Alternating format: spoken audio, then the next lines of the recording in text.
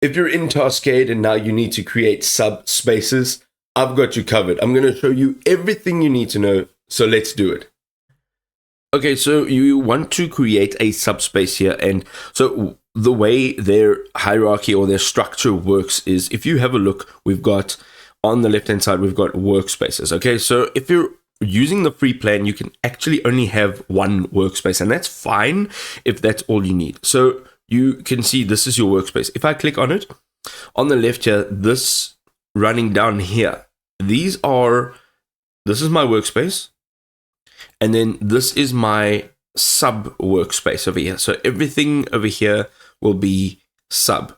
So everything over here from home to this important files and everything else that you create. So if you click on new folder, you can actually add a photograph or a image over there that'll be listed.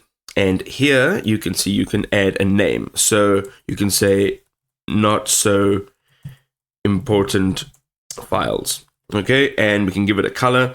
We can make it orange. You can also give different permissions to your team to access that, and then of course you can share it straight from here.